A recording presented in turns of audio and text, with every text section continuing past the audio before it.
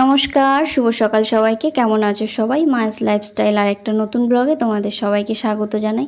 তো সকালে বাবা মন্দির আরতি করছে আর আজকে চন্দন যাত্রা তৃতীয় দিন। প্রথম দিন আর দ্বিতীয় দিন ভগবানকে চন্দন মাখানো হয়েছিল আর আজকে আবার চন্দন মাখিয়ে ভগবানকে স্নান করানো হবে আর নতুন পোশাক পরানো হবে।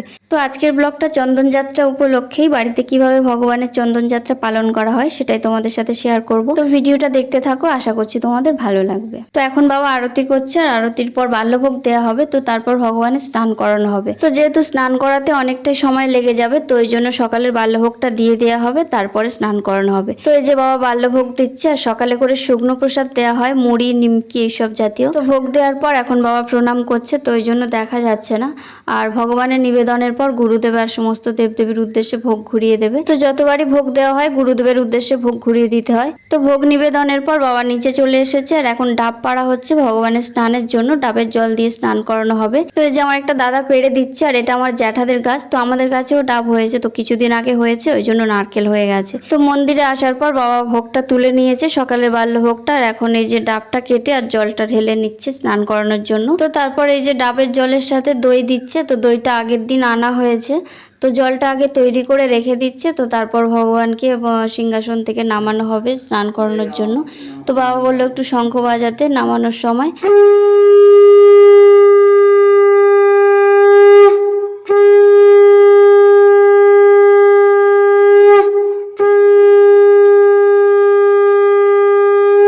সিংহাসন থেকে নামানোর পর এখন বাবা ভগবানের পোশাক আর মুকুট আর হার যেসব জিনিসপত্রগুলো পরানো রয়েছে তো সেগুলো বাবা এক এক করে খুলে নিচ্ছে।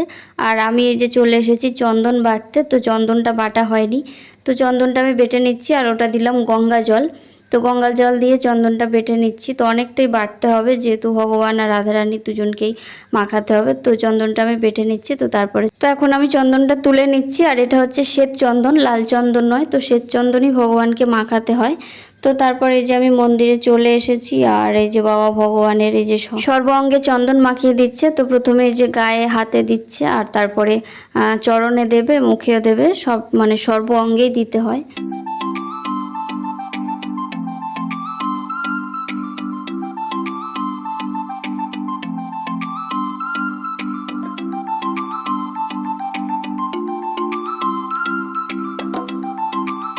তো চন্দন দেওয়ার পর এখন ঘি মাখিয়ে দিচ্ছে আর তারপরে অঘরও মাখিয়ে দেবে।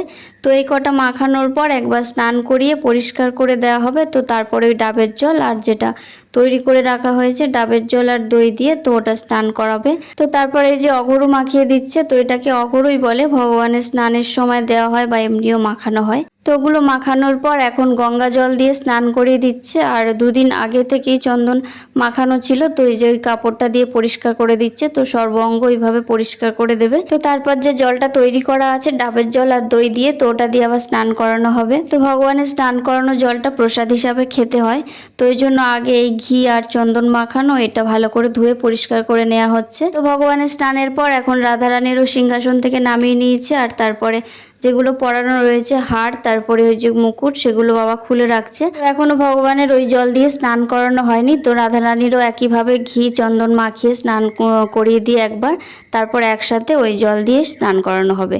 তো এই যে বাবা রাধারানীর চন্দন মাখিয়ে দিচ্ছে আর ঘি মাখিয়ে দেবে, লাস্টে অঘরু মাখিয়ে দেবে যেমনটা ভগবানের দিয়েছে তো সেইভাবে।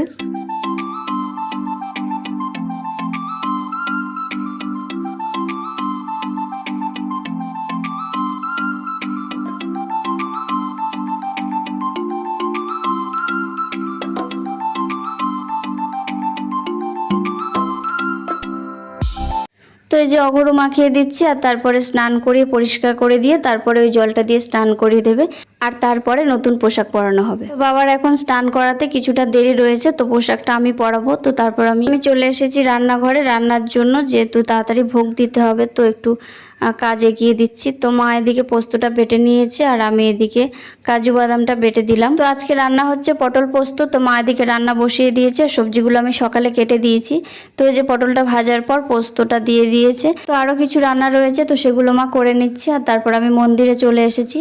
তো বাবা এই যে কোনো মতে রাধারানীর এই পোশাকটা পরিয়েছে, তো আমাকে বললো পোশাকটা পরিয়ে দিতে। তো এই যে আমি পোশাকটা পরিয়ে দিয়েছি আর তারপরে এই যে হার আর কানের দুল যে সমস্তগুলো রয়েছে, তো সেগুলো আমি এক এক করে পরিয়ে দেব।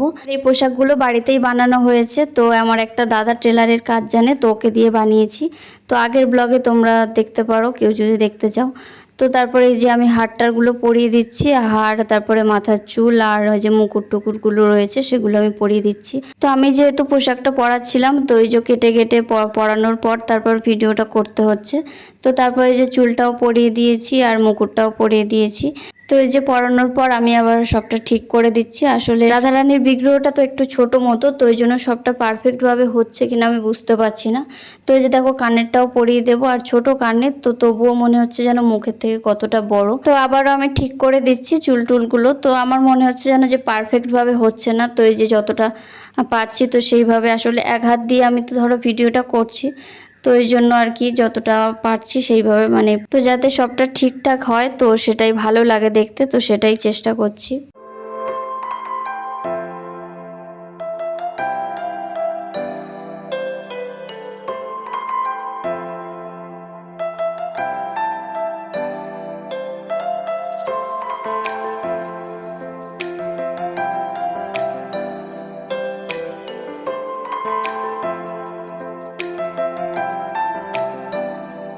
তো এই যে দেখো আমার রাধারানীর ফাইনাল লুক, তো সাজানো একেবারে কমপ্লিট হয়ে গেছে। তো দেখো কি সুন্দর দেখতে লাগছে, একটু কাছ থেকেও দেখিয়ে দিলাম। তো একটা করে কমেন্ট করে যেও যদি ভালো লাগে দেখতে। আর এদিকে শাঁখা পলাটাও পরাতে বাকি ছিল, তো এই জন্য ওটাও পরিয়ে দিলাম। তো শাঁখা পলাটা অনেকটাই বড়, যেহেতু বিগ্রহটা আগেই বললাম অনেকটা ছোট। তো তারপরে এই যে ভগবানেরও পোশাক পরাচ্ছি, তো ওই যে আমি বললাম আগেই যে আমি ভিডিওটা করছি, তো ওই জন্য কিছুটা করে পরাচ্ছি আর ওই যে তোমাদের সাথে শেয়ার করছি। তো এই যে ধুতিটা পরাবো আর ওটা ধুতির মতো করেই পরাচ্ছি। তো এই যে ভগবানেরও পোশাক পরানো হয়ে গেছে আর বাবা চলে এসেছে মন্দিরে। তো পোশাক যখন পরাচ্ছিলাম তখন একজন পেশেন্ট এসেছিল, তো বাবা ওই জন্য গেছিল। তো বাবা এই যে ভগবানের হার পরিয়ে দিচ্ছে। তো তারপরে এই যে দেখো আমি এই ধুতিটা এইভাবে পরিয়েছি আর এই সাইডে দুটো ওড়না। তো ভগবানের জন্য যে জামাটা তৈরি করা হয়েছিল তো সেটা পরানো হয়নি, তার কারণ 21 দিন পর্যন্ত এই চন্দন যাত্রাটা চলবে, তো ওই জন্য প্রত্যেক দিন চন্দন মাখাতে হবে ভগবানের গায়ে, তো সেই জন্য। তো তারপর বাবা এই যে ভগবানের মুকুটটাও পরিয়ে দিল। তো তারপরে এই যে দেখো একসাথে একটু দেখিয়ে দিলাম, দেখো কি সুন্দর দেখতে লাগছে। দূর থেকেও একটু দেখিয়ে দিলাম যাতে পুরোটা দেখা যায়। তো এখন রাধা মাধবকে সিংহাসনে তুলে দেওয়া হবে আর এখন আমি শঙ্খ বাজাবো। তো বাবা তারপরে মন্দিরে এসে আর রাধা মাধবকে সিংহাসনে তুলে দেবে। তো রাধা মাধবকে সিংহাসন থেকে নামানোর সময় আবার তোলার সময় শঙ্খ বাজাতে হয় আর উলুধ্বনি করতে হয়। তো আমি উলু দিতে পারি না, তো ওই জন্য শঙ্খটাই বাজাবো।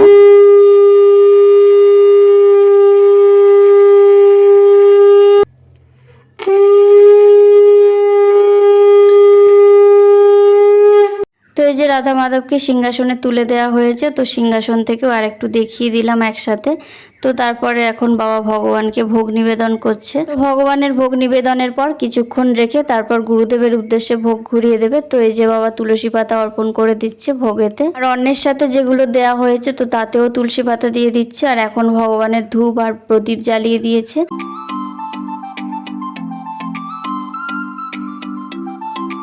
তো ভোগ নিবেদনের পর এখন বাবা নিচে চলে এসেছে, আবার কিছুক্ষণ পরে গিয়ে ভোগ ঘুরিয়ে দেবে। তো ভগবানের এই স্নানের জলটা এখন আমরা প্রসাদ হিসাবে খাবো। তো ভগবান আর গুরুদেবের নিবেদনের পর বাবা ভোগ নামিয়ে এনেছে আর এখন আমরা খেতে বসবো। তো লাস্টে একটু পাঁপড়ও ভাজা হয়েছিল, তো সেটা আর ভিডিও করা হয়নি। তো দুপুরে খাওয়া দাওয়ার পর এখন বাবা এই নারকেলটা ছাড়িয়ে দিচ্ছে, রাত্রে হবে ভগবানের জন্য পরমান্ন, পায়েস হবে। তো তারপর মা এই যে বিকালে নারকেলটা কুড়িয়ে নিচ্ছে আর আমি এদিকে কাজু বাদাম আর কিশমিশটা জলে ভিজিয়ে রাখছি। তো কিছুক্ষণ ভিজিয়ে রাখা হবে আর তারপরে পায়েসে দেওয়া হবে। তো নারকেল কোড়ানোর পর এখন মা পায়েসটা বসিয়ে দিয়েছে আর এটা হচ্ছে গোবিন্দভোগ চালের পায়েস। তো তারপর সন্ধ্যা হয়ে গেছে আর এদিকে বাবা ওই যে মন্দিরে সন্ধ্যা আরতি করছে আর আমি এসেছি শঙ্খ কাঁসা বাজাতে। তো পায়েসটা বানাতে বানাতে সন্ধ্যা হয়ে গেছে, তো ওই জন্য সন্ধ্যা আরতিটাও একটু দেখিয়ে দিলাম। তো চালটা সিদ্ধ হয়ে যাওয়ার পর এখন মায়েতে নারকেল আর কাজু কিশমিশটা দিয়ে দিয়েছে। তো আমি তখন মন্দিরে ছিলাম। তো এরপরে দেবে দুধ আর দুধ দেওয়ার পরে দেবে চিনি। তো দুধ দেওয়ার পরে একটু মিশিয়ে দিচ্ছি আর এরপরে চিনি দেবে। তো কিছুক্ষণ রাখার পর এলাচ দিয়ে আর তারপর নামিয়ে নেবে। তো এই যে চিনি দেওয়ার পর আবার একটু মিশিয়ে দিচ্ছে, তো হয়ে গেছে পায়েস। তো এখন বাবা মন্দিরে আরতি করছে। তো আরতির শেষে বাবা মন্দিরে ভোগ নিয়ে চলে এসেছে আর ভগবানের ভোগ নিবেদন করছে। আর কিছুক্ষণ রাখার পর তারপর গুরুদেব আর সমস্ত দেবদেবীর উদ্দেশ্যে ভোগ ঘুরিয়ে দেবে। তো এই যে বাবা পরমান্নতে তুলসী পাতা অর্পণ করছে। তো ভগবান আর গুরুদেবের নিবেদনের পর বাবা ভোগ নামিয়ে আনবে আর তারপর আমরা প্রসাদ খেতে বসবো। তো ভিডিওটা আর বেশি বড় করব না, ভিডিওটা আমি এখানেই এন্ড করছি। তো ভিডিওটা কেমন লাগলো জানিও, একটা করে কমেন্ট সবাই করে যেও, ভালো মন্দ যাই মনে হয় কমেন্ট করে যেও। ভিডিও ভালো লাগলে চ্যানেলটা সাবস্ক্রাইব করে পাশে থেকো। তো সবাই ভালো থেকো।